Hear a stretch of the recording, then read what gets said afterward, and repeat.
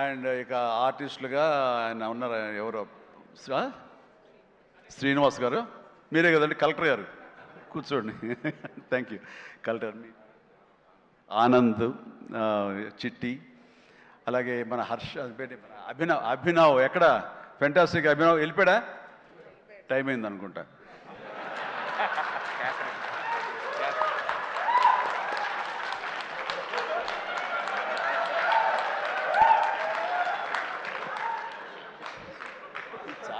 చాలా బాగుందయ్యా.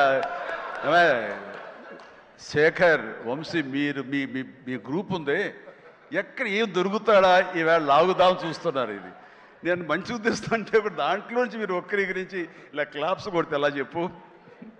సో ఇలా PR team Shekhar, Vamsi, Manoj and వీళ్ళందరూ కూడా చాలా ఫెంటాస్టిక్ వర్క్ చేశారు.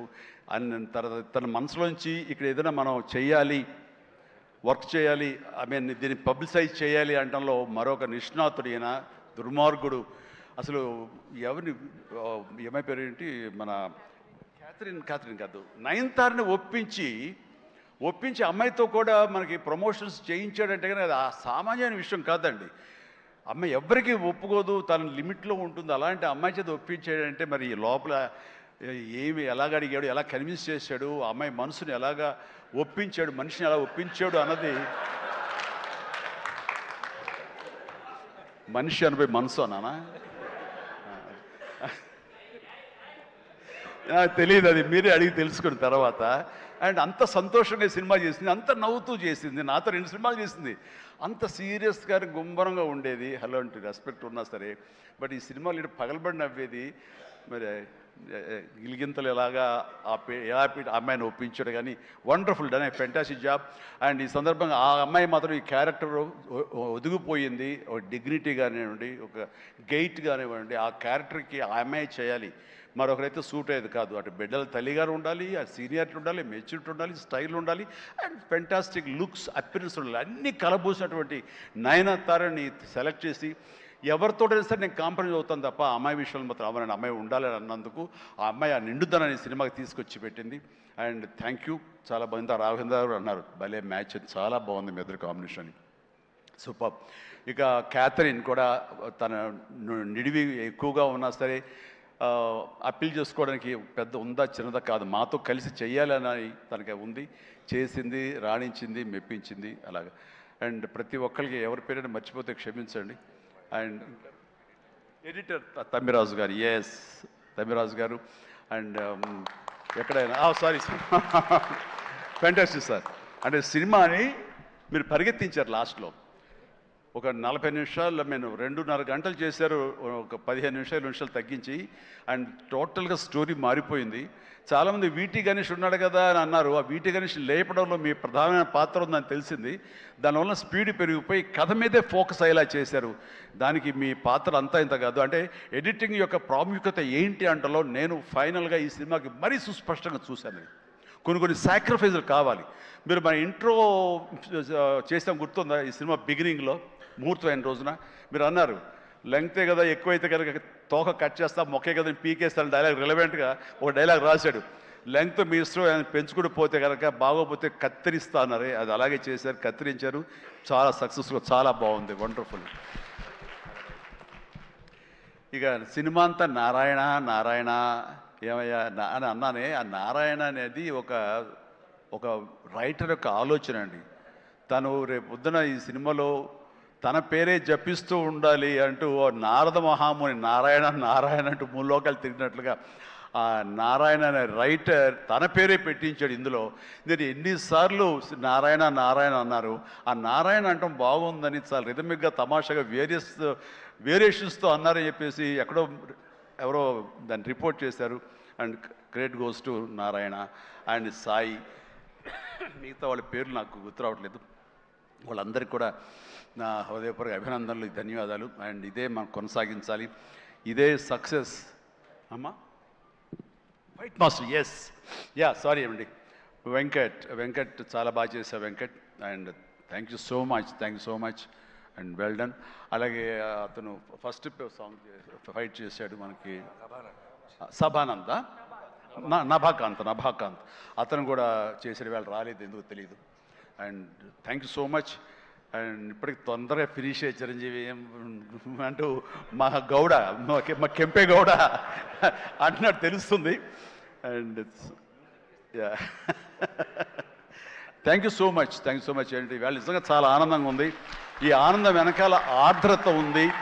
ఇక్కడ ఒక ఎమోషనల్గా ఒక డైలాగ్ మొన్న చాలా చూస్తుంటాను మీడియాలో, నా ఫ్రెండ్స్ పంపిస్తుంటారు. అందులో ఒక లేడీ అంది, ఇలాగ నిలబడుతూ చాలా ఆనెస్ట్గా కనిపించింది ఆవిడ. ఏంటయ్యా ఇంకా ఎంతకాలం కష్టపడతావయ్యా, ఇలా కష్టపడాలా? ఎప్పుడెప్పుడో నేను సినిమాలు చూశాను, అప్పటి నుంచి ఇప్పటిదాకా నువ్వు కష్టపడుతూనే ఉన్నావు, మమ్మల్ని ఆనందింపజేస్తూనే ఉన్నావు. ఇప్పుడు నీకు ఓపుగుండి ఎంత చేస్తున్నావో, ఎంత శక్తిని చేస్తావో భగవంతుడికి ఆ శక్తిని ఇవ్వాలి. కానీ మమ్మల్ని ఆనందపరచడానికి నువ్వు ఎంతగా శ్రమ తీసుకుంటున్నావు అని చూస్తుంటే మాత్రం ఇంకా ఇవ్వాలా అని, నువ్వు డబ్బుల కోసం నేను అనుకోను, మమ్మకు ఆనందం ఇవ్వడం కోసమే నువ్వు ఇది చేస్తావనేది సుస్పష్టంగా తెలుస్తుంది. అంత ఆనందం ఇచ్చి నువ్వు ఎంతో కష్టపడుతుంటే చాలామంది క్లాప్స్ కొట్టచ్చు, వావ్ అనొచ్చు థియేటర్లో, కానీ నాకు లోపల బాధ అనిపించేస్తుంది. అయ్యా నువ్వు ఇంకా రెస్ట్ తీసుకోవాలంటే ఆ తల్లికి సభాముఖంగా చెప్తాను, నేను ఎమోషన్ అయిపోయాను. భగవంతుడా నాకు ఏం జన్మించావు, ఇది ఏదో అంటారే ఒక ఇది రకమైన ప్రశంస అనేగా తీసుకుంటే కనుక ఇది అందరికి లభించే ప్రశంస కాదు.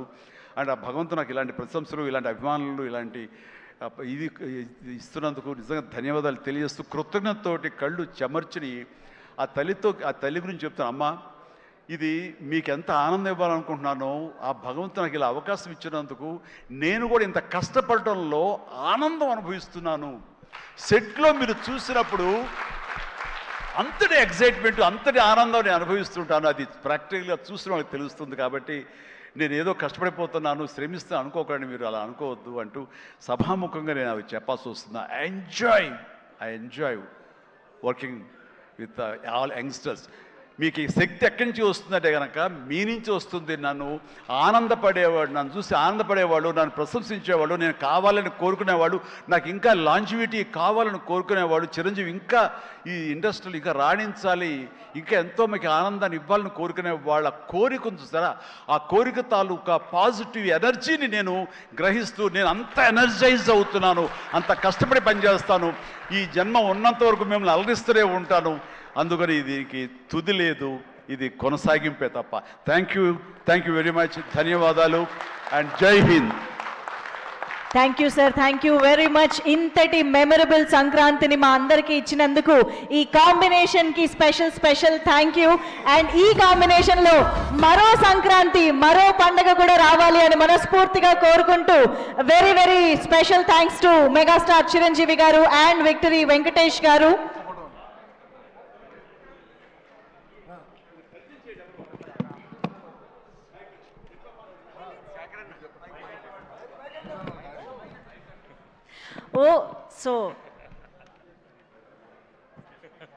బ్రహ్మయ్య గారు, మన అనిల్ రావుపూడి గారికి స్వయం తండ్రి గారు. ఈయన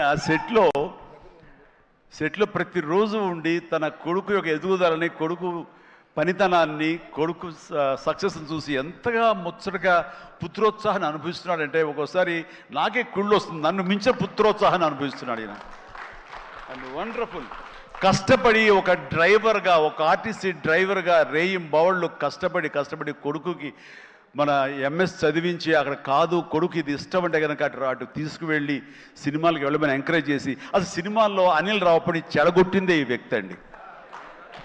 నాన్న చిరంజీవి సినిమా రిలీజ్ అయింది నాన్న, 8 ఏళ్ళ కుర్రాడంటే, అరే పదరా అమ్మకి చెప్పరా వెళ్ళిపోదామని తీసుకెళ్ళి ఆ సినిమా చూసి, ఆ డ్యాన్సులు చూసి, ఆ వేసుకున్న బట్టలు ఏవైతే గ్యాంగ్ లీడర్ బట్టలు, ఇంకో బట్టలు ఏవో, ఆ బట్టలన్నీ అలాగే కుట్టించి టైలర్ దగ్గర కొడుకేసి, కొడుకు యానివర్సరీస్లో స్కూల్లో డ్యాన్స్ చేస్తుంటే చూసి ఆనందపడిపోయేటువంటి అల్ప సంతోషి, ఆనందపడేంత గొప్ప వ్యక్తి.